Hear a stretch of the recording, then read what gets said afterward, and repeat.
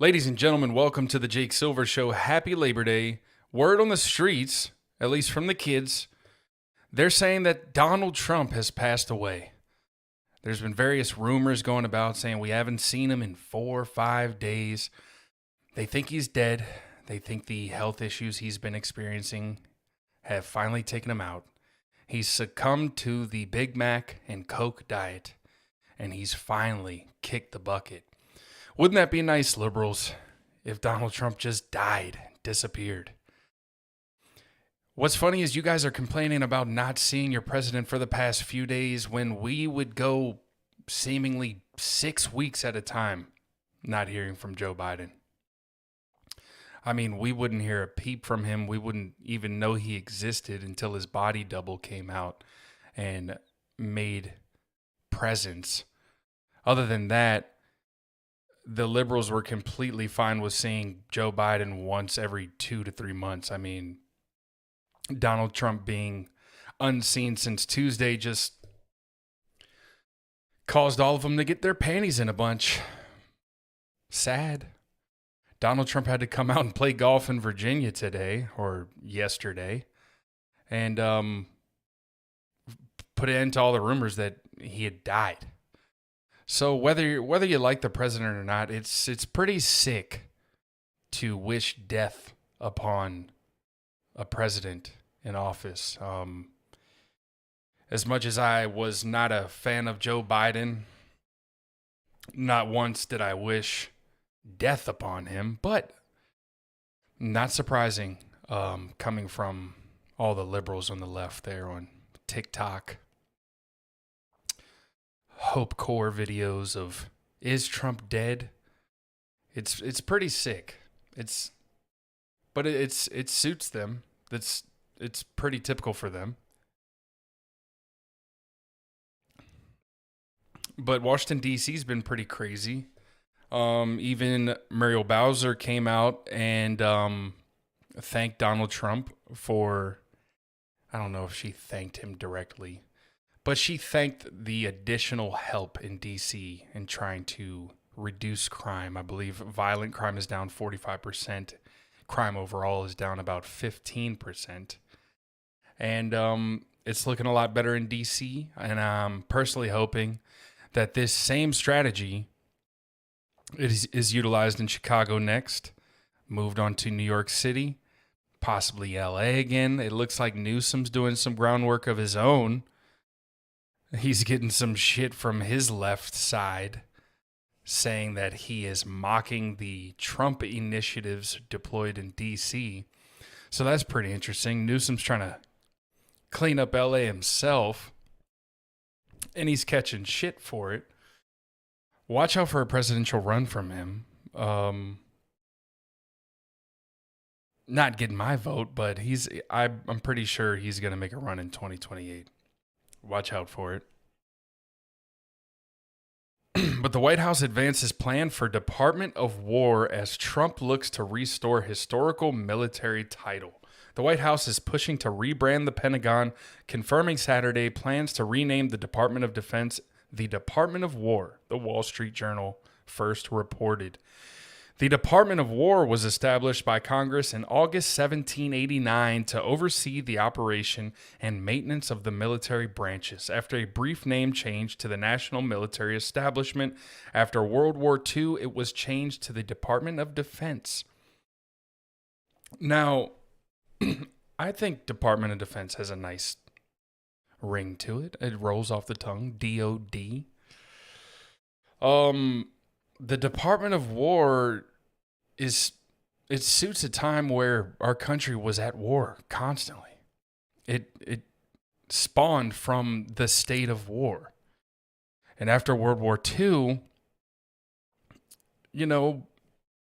it seemed like the right time to fall back into Department of Defense, or create the term Department of Defense, because we didn't want to come off as Department of War. We didn't want to be constantly in war, nor did we want to give off the tone that we are perpetuating any wars around the globe. But a lot has changed since World War II. And it seems as though Donald Trump may be planning a war. It looks like he might be getting a strategy from Netanyahu and put us into a war in order to avoid any type of election in 2028. But it's all conspiracy, gooble gobble. It's just look out for it. I think of all loopholes to run for re-election, I think Donald Trump would just strong arm the American people.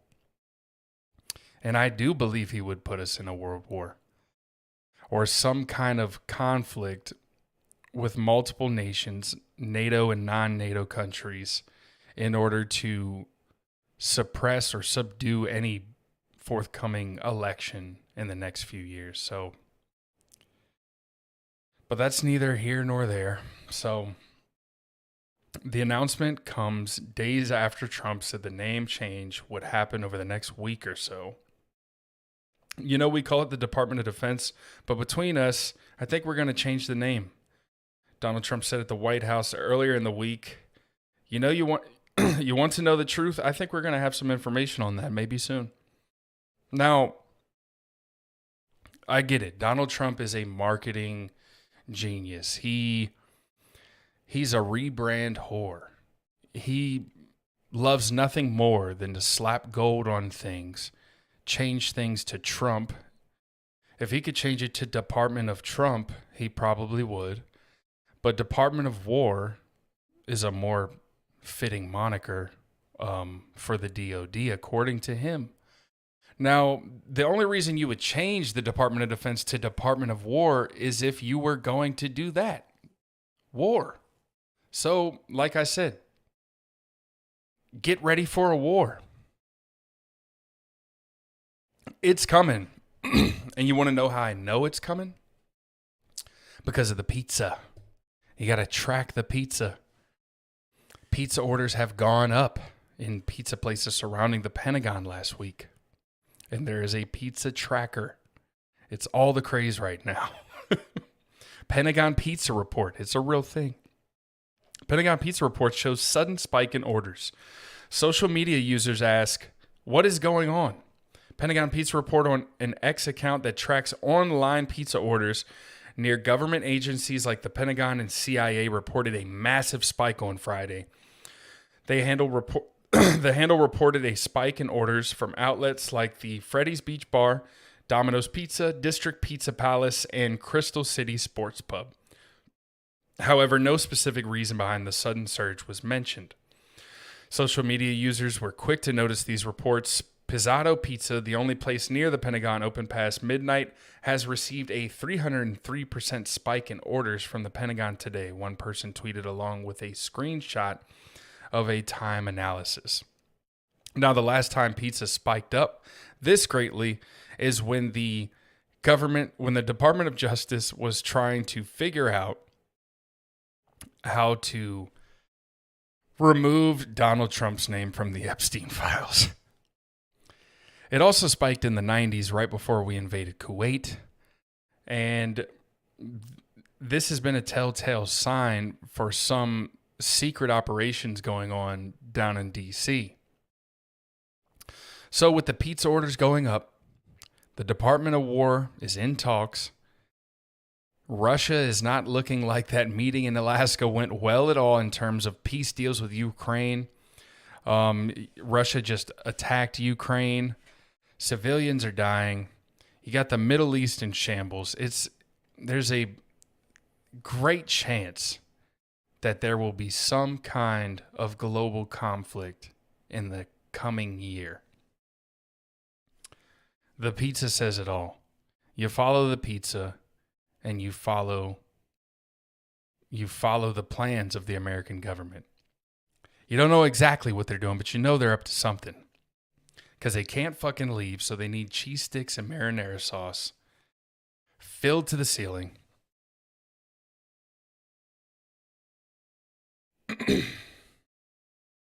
Representative Maxine Waters calls for using the 25th Amendment to find out what's wrong with Donald Trump. Maxine Waters called for the 25th Amendment to the Constitution to be used against President Donald Trump Friday, suggesting he was unfit for a discussion about his removal of Lisa Cook from the Federal Reserve's Board of Governors. Just get rid of the Federal Reserve in general. It is time to call for Article 25 of the Constitution of the United States of America to determine his unfitness, to determine that something's wrong with this president. And I would suggest that we move very aggressively to talk about the danger to this country and to our democracy and not play around with this, because this is absolutely one of the most destructive things that this president can do, Waters said during an appearance on MSNBC's The Weeknight. Now, kudos to Maxine Waters for saying this is one of the most destructive things that this president can do. He's essentially removing a DEI hire. Maxine Waters is only saying something because she's a black woman, and Trump is trying to remove a black woman of power from her position. Now, this doesn't come unprovoked. He wants to remove her because of mortgage fraud. I believe she had 2 separate homes that she was listing as her home address. Believe she was trying to get better rates on her mortgage. It's nice to see these government employees struggling like the rest of us, to be honest. But she has 2 homes. I can't even afford one. But if I had 2, I might do a little mortgage fraud. I might claim 2 homes as my main place of residency, you know? I'm trying to get 1%, 2%, 3% interest rate. I don't blame her. But, you know, she's a black woman. You can't fire black women who work for the United States government. You just can't do it. You can't do it these days. I mean, most of the entry-level positions, whether it's Department of Defense, whether it's the police, whether it's Secret Service, most of these hirings are bleeding with nepotism.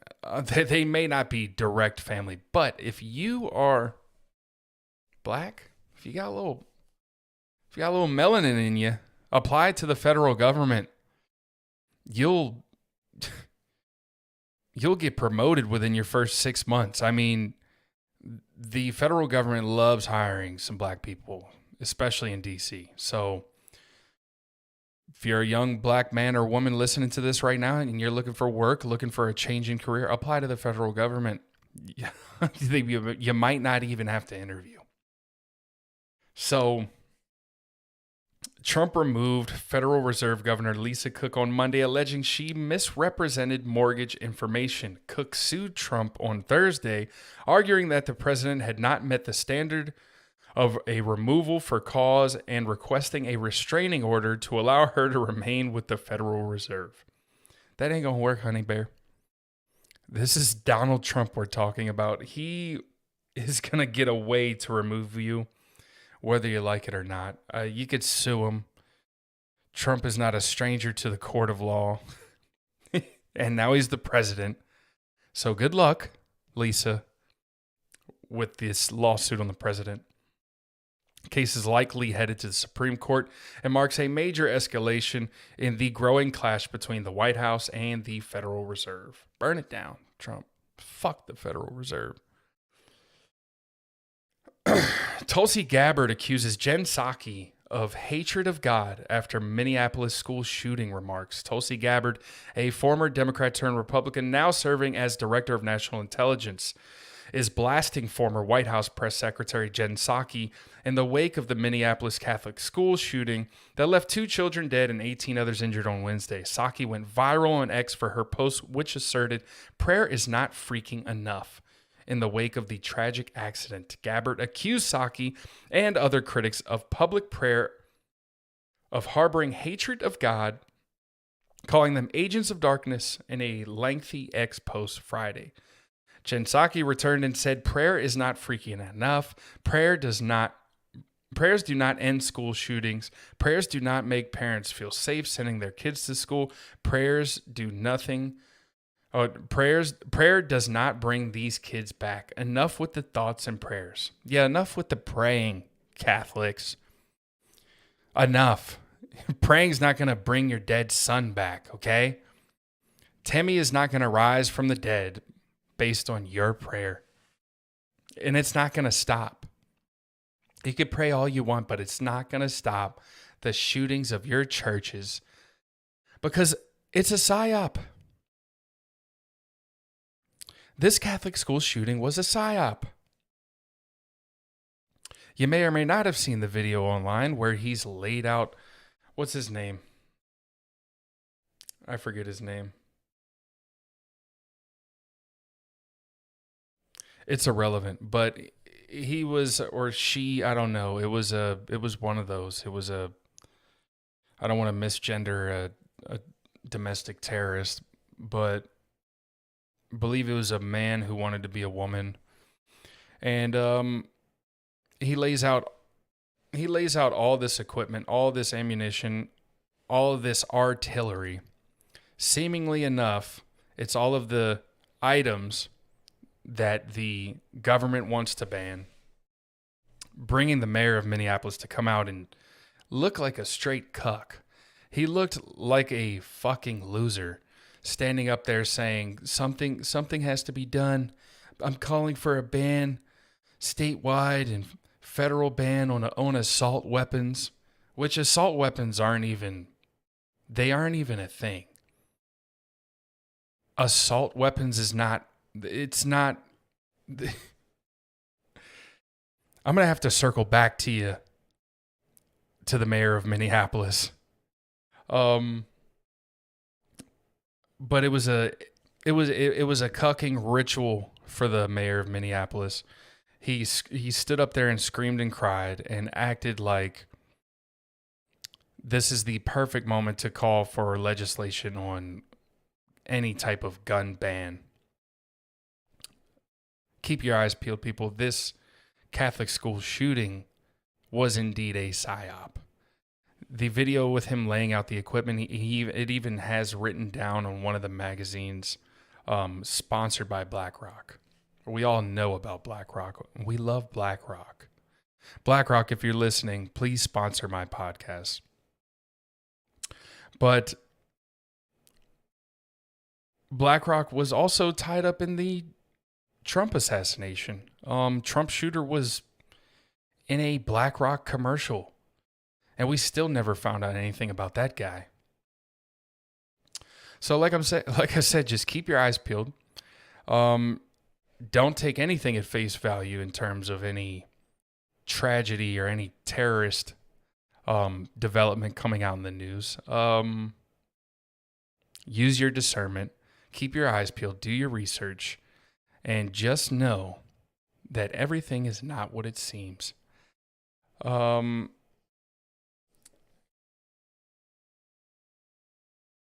Gabbard responded, so why is it that people like Jen Psaki and others have such a spontaneous, visceral, negative reaction to those who are praying to God for refuge, strength, and for the well-being of the victims of this heinous attack because they do not believe in God or his love? Their response is rooted in their hatred of God, Gabbard added.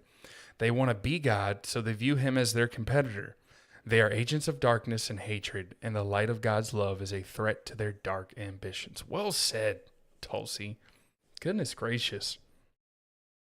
If you didn't work around so many agents of darkness yourself, Tulsi, I'd really love and endorse what you said there. But there's agents of darkness on both sides. That's really what this show is all about. It's not about being left or right. It's about having your own opinion. And I'm just trying to give you mine. Have your own opinion on things, and you will have a much better life. You'll be able to make better decisions for your family, for yourself. You won't be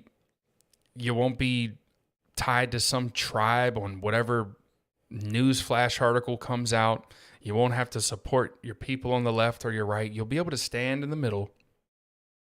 You'll like some things over here. You'll like some things over there. But you don't just ride or die for one side. That's not what it is about. I get shit all the time on the internet I get called a communist, a Democrat, liberal, incel. I get called a Nazi, alt-right. I get called the extremes of both sides. But it's because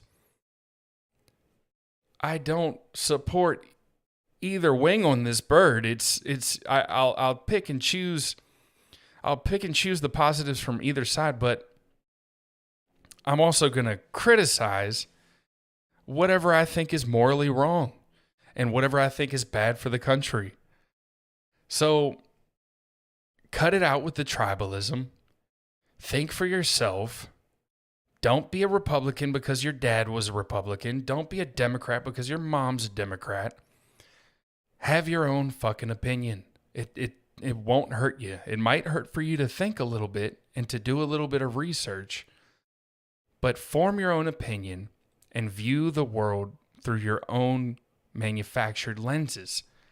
It's not that hard. It's really not that hard. It may be a little scary, to think for yourself and maybe be ostracized in your liberal workplace with 30 other cubicles that are all in a liberal think tank. Yeah, I get it. It's hard to stand out, but there is beauty in being the black sheep. So stay strong and keep pushing forward.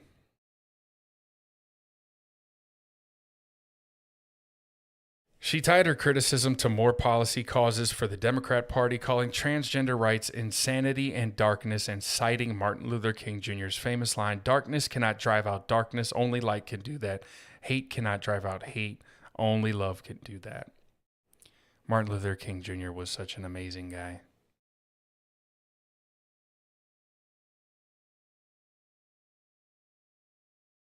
Trump slams Pritzker on Chicago crime. Governor's reported weight loss fuels 2028 speculation. You got to love it when a news headline... Hold on, let me get some water.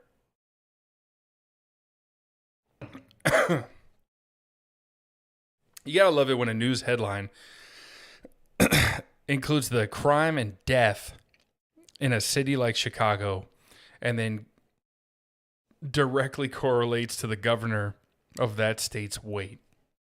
Like, we're going to talk about the crime and the shittiness going on in a city, and then the correlating state's governor's fatness and how thick that boy is. And maybe he's lost a little weight because he wants to run in 2028. Oh my God. Please, can we separate the politics from the terrorism that's happening in the city? Maybe impossible. We must politicize every tragic event that happens in this fucking country. No wonder other countries look at us like we're a bunch of fucking just idiots, third world fucking degenerates. And I still believe this country is the greatest country in the world, don't get me wrong, but I can completely understand why people look to this country sometimes and they're just like, what the fuck is going on over there? It's gotta be, I'll put it this way. It would be terrifying not to live in America because we're just a wild card. You never know. We change our administration gets flipped upside down every 4 years. How are we supposed to really make any progress in this country with 4-year terms? I don't know. But whatever. If the Democrats are in for 4 years and the Republicans take over the next 4 years, they just gut everything out. Doesn't matter who the president is. Everything gets gutted. Everything gets flipped upside down. And we're wondering why we can't progress. We can't put term limits on our congressmen and women, but we could put term limits on our president.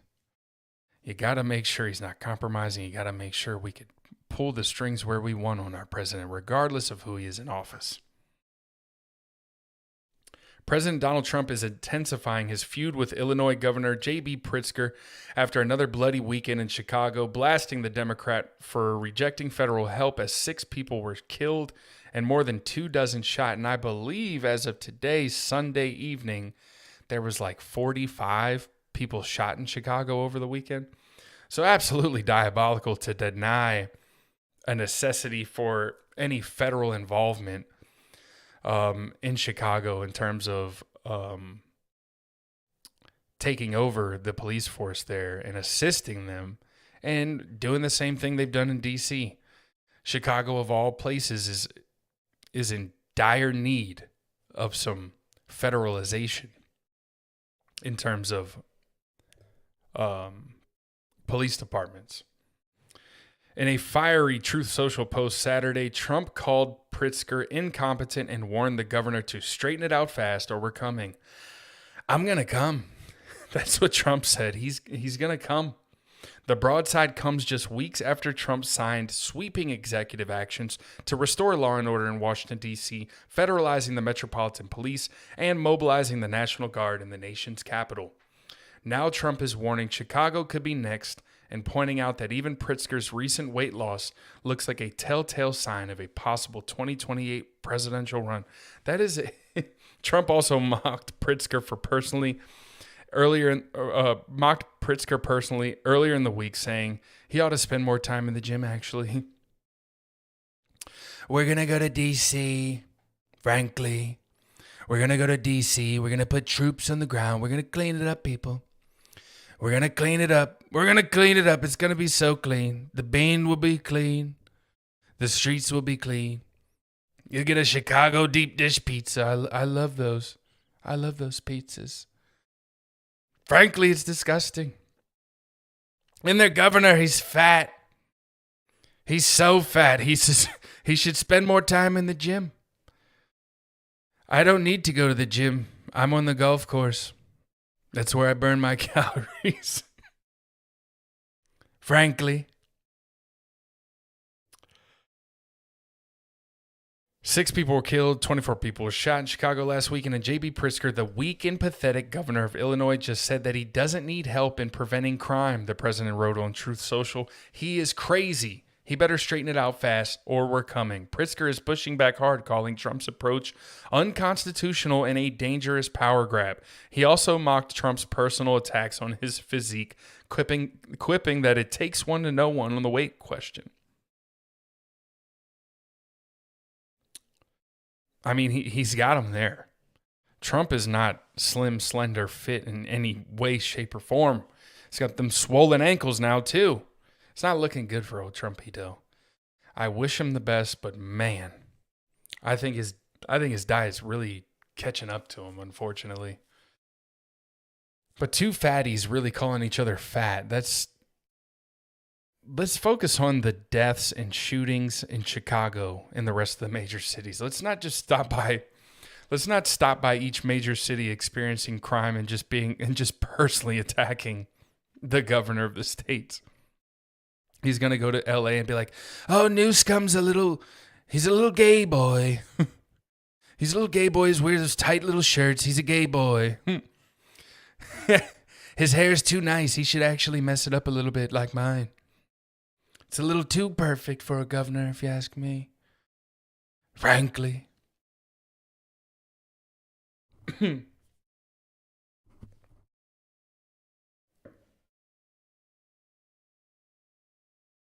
Behind the two men's political theater, Chicago has led the nation in total homicides for 13 straight years, according to the White House. Yeah, something's got to give here.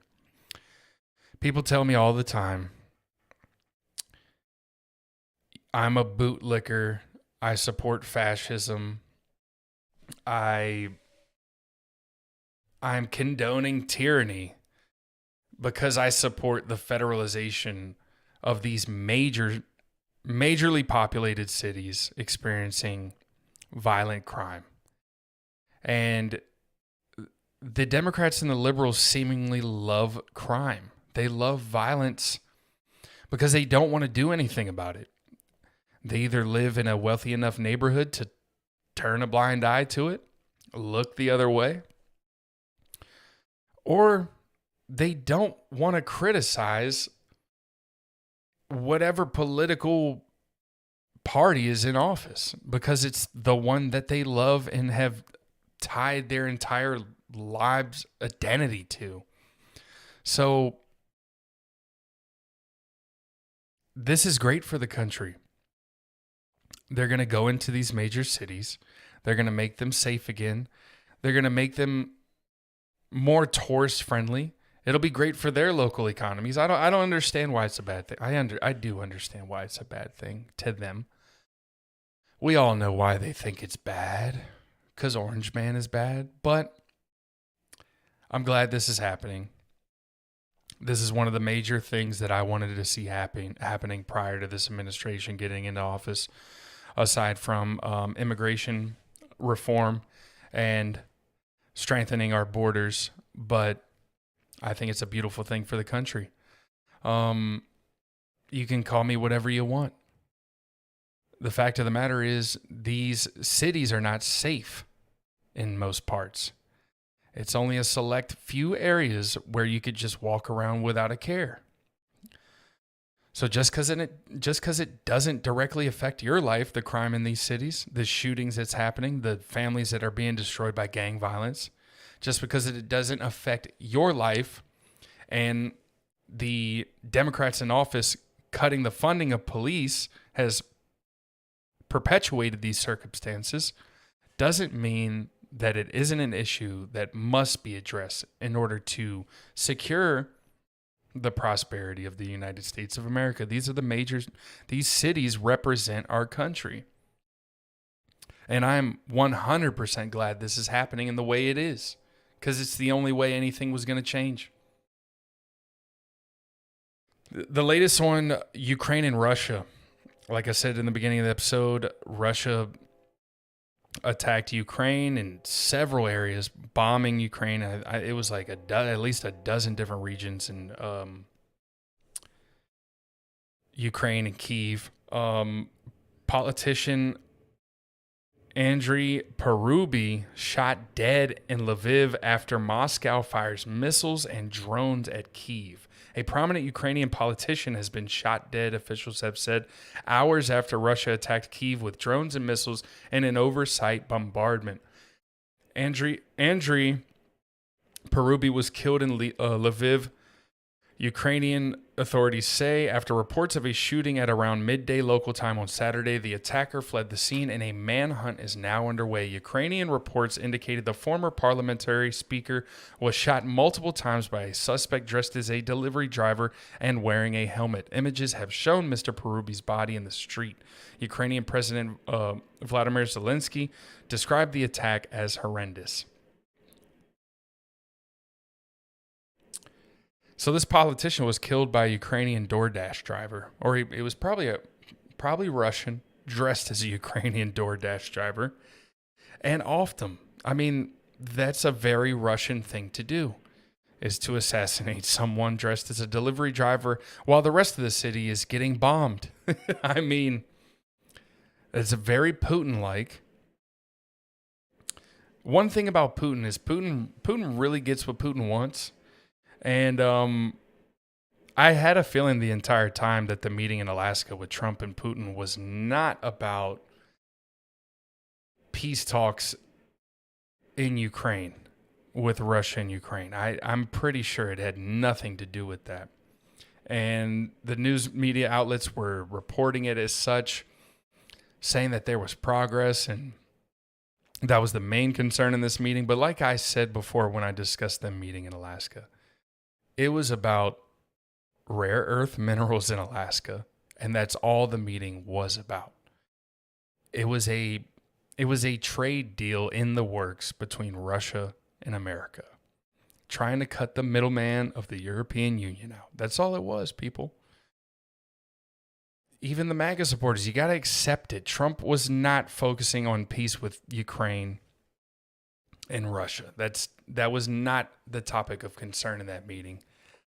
And it seems as though I'm right.